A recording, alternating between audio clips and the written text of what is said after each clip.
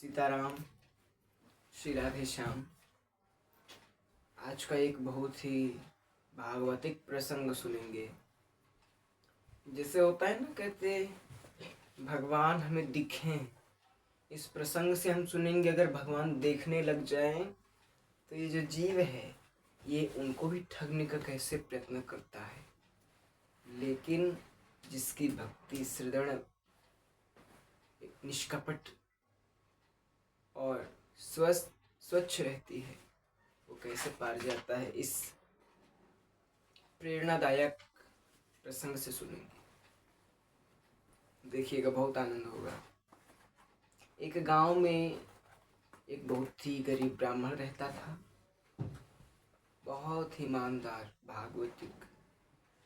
भागवत वाचन करने वाला, सभी प्राणियों पर दया करने वाला और सभी में श्री नारायण जी का दर्शन करने वाला था। हमेशा भगवान नाम में रत रहने वाला रामानंदी था। रामानंदी परंपरा से दीक्षित था। वो हमेशा भगवान का नाम उच्चारित करता था। उसके परिवार में और कोई नहीं था। एक बेटी थी, उसकी शादी करनी थी। उसके मन में आया, बताओ बेटी का शादी करने का समय भी आ गया और व्यवस्था भी कुछ नहीं है, क्या करें। तो उसके मन में ख्याल आया कि पास ही के मंदिर में राम जानकी हनुमान जी का मंदिर था, राम दरबार का। उसने सोचा क्यों ना वहीं पर श्री राम जी की चर्चा गाई जाए, और श्री राम जी कृपालु हैं, जरूर कृपा करेंगे। कैसे भी करके मेरी बेटी का ब्याह तो हो ही जाएगा। ऐसा विचार करके मन में, आप सुनेंगे बहुत आनंद होगा, वो उसने राम कथा कहनी शुरू कर दी। और धीरे धीरे समय बीतने लगा। 2-3 दिन हो गए, लेकिन भगत ज्यादा ना आते, 1-2 करके धीरे धीरे बढ़ने लगे। 1 2 3 4 ऐसे ही होने लगे। समय बीतने लगा। उसी नगर में एक कंजूस सेठ रहता था, बहुत ही कंजूस। वो पा जाए, हैं, मरा हुआ जीव हो तो उसके पास कभी पैसा वो हड़प ले, उसका सोना चांदी उतारवा ले, गहने उतरवा ले उसके। वो भी मंदिर में दर्शन करने आया। कहते हैं ना कि 2 चीजें होती है, एक धार्मिक होना और एक भगत होना। धार्मिक तो हर कोई हो सकता है, मंदिर भी जाते हैं और नाक कर्म करने योग्य भी कर्म करते हैं। धार्मिक होना आसान है, लेकिन भगत होना बड़ा कठिन है। तो धार्मिक तो था लेकिन भगत ना था। आया, उसने राम जी की मंदिर को प्रणाम किया, राम दरबार को प्रणाम किया, आचार्य चरण को प्रणाम किया और परिक्रमा लगा रहा था मंदिर की।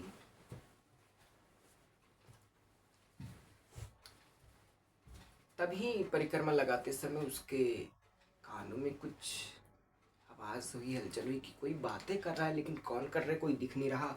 तो उसने, जो मंदिर थी, दीवार के अंदर से ऐसे कान लगाई, बाहर से दीवार से ऐसे सुनने के लिए कान लगाए। तो अंदर उसने सुना कि श्री राम जी हनुमान जी से कह रहे हैं, हनुमान, ये बाहर जो ब्राह्मण है ये श्री राम कथा कर रहा है। कहन जी प्रभु, कहन तुम इसके आखिरी दिन हवन होने तक तुम इसके 100 रुपये पैदा कर देना, यानी कैसे भी करके इसको 100 रुपये दिलवा देना, किसकी बेटी की शादी हो जाए। कहा कि जो इच्छा ईश्वर। इसीलिए कहते हैं, अगर भगवान देखने लग जाए तो कंजूस भगवान को भी नहीं छोड़ेंगे। तो उसने सोचा कितना बढ़िया है, मैं क्या करता हूँ, मैं जो पंडित जी हैं उनको जाके प्रणाम करूंगा और मैं कहूंगा कि 50 रुपये मैं तुमको दे देता हूँ, और पूरे 7 या 9 दिन में जितने पैसे चढ़ेंगे वो सब मेरे होंगे। उसके मन में तो लालच हो गई, बताओ 7 या 8 दिन में 50 रुपये बन जाएंगे। तो पुराना समय था ही, 1 रुपया भी बहुत होता था। वो गया पंडित जी के पास, कहा प्रणाम सीताराम पंडित जी। कहा सीताराम। कहते पैसा पैदा हो रहे हैं कि नहीं। कहते पैसे कहाँ हो रहे हैं, भगत आते ही नहीं, सुनते ही नहीं, 2-3 है, कहाँ कितना होता है, नहीं होता। कहते कोई बात नहीं, मैं आपको 50 रुपये देता हूँ, लेकिन जब हवन होगी 9 दिन की कथा में जितने भी पैसे चढ़ेंगे वो मुझे आपको देने होंगे। तो महाराज जी ने सोचा कोई बात नहीं, कम से कम 50 रुपया तो आ रहा है। तो कहा ठीक है, कोई बात नहीं। भगवान की बड़ी दया, तीसरा दिन, चौथा दिन, पांचवा, छठा, सातवां, आठवां, नौवां, और इसी तरह हवन होने के समय आए। अब आप देखेंगे बड़ा ही भक्तिप्रद प्रसंग है। आप देखेंगे भगवान के प्रति निष्ठा हो तो ऐसी, और इस सेठ द्वारा कंजूसी हो तो ऐसी हो, आप देखेंगे। अब हवन होनी थी और सेठ के मन में आए आज तो मेरे को 100 रुपये मिलेंगे, आज तो डबल हो गए मेरे पैसे। वो बड़ी प्रसन्नता से मंदिर गया, वहाँ हवन पड़ी, पंडित जी के सामने प्रणाम किया और कहा कि बताओ पंडित जी क्या रुपये चढ़े? कहा कि 5 से 7 रुपये चढ़े हैं, ले लो। अब वो मना भी नहीं कर सकता क्योंकि उसने सबके सामने दिया था कि मैं आपको देता हूँ, चाहे 1 रुपया ही चढ़ेगा, आप मुझे दोगे। तो उसने 5-7 रुपये लिए और उसने कहा बताओ। अब ऐसा भी होने लगा, घोर कलयुग, घोर कलयुग, अब तो भगवान भी झूठ बोलने लगे हैं। बताओ, उस दिन मैं सुन रहा था राम जी हनुमान जी से कह रहे थे 100 रुपये दिलवाना। बताओ ये सब झूठे हैं, कुछ नहीं है, तो पाषाण है, मूर्ति है, कुछ नहीं होता। और गुस्से में जा करके उसने हनुमान जी का जो स्वरूप था उसमें जा करके एक घूंपा मारा। ऐसे जैसे मारा तो उसका जो हाथ था वो हनुमान जी के शरीर में ऐसे लगा ही रहा, हनुमान जी के शरीर में लगा ही रहा। वो छुड़ाए, दम लगा के छुड़ाए और वो छुटबे न करे। जिसको भगवान पकड़ लें तो वो छुड़ाए बिना छोड़े थोड़ा छूटेगा।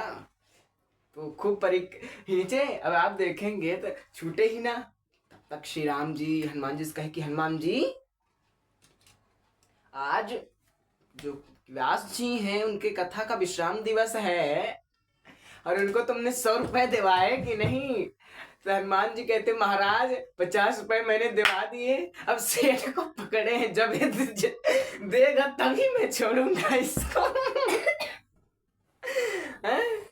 मैंने इस सेठ को पकड़ रखा है, 50 रुपए तो दिवा दिए, 50 रुपए और जब तक नहीं देगा तब तक हम इनको छोड़ेंगे नहीं। और उसने कहा कि अच्छा मैं छोड़ता हूँ, छोड़ दो मुझे, मैं 50 रुपये और देता हूँ। उसने ले जाकर के पंडित जी को 50 रुपये और दिए। तो यही कहते हैं, देखो भगवान का निष्ठा। भगवान से कंजूसी करने गए थे, भगवान को हड़पने गए थे, उनसे पैसे हड़पने गए थे, भगवान उनको खुद ही पकड़ लिए। कहते हैं कि 50 रुपये दिवा दिए हैं राम जी, अब 50 रुपये देगा तबे मैं इसको छोड़ूंगा। उसने कहा नहीं महाराज, प्राण छोड़ो। फिर उसने छोड़ा, उसने ले जा करके उन ब्राह्मण को 50 रुपये और दे तो उसके 100 रुपये मिले, क्योंकि जो भगवान ने वाणी दे रखी थी कि मैं 100 रुपये दिवाऊंगा। देखो ये कहते हैं ना कि भगवान कैसे क्या करते कोई पता नहीं होता। तो इस तरह ब्राह्मण का विवाह हुआ और भगवान नाम उच्चारित करते हुए अपने भगवान के धाम को गया। बोल सद्गुरुदेव भगवान की जय।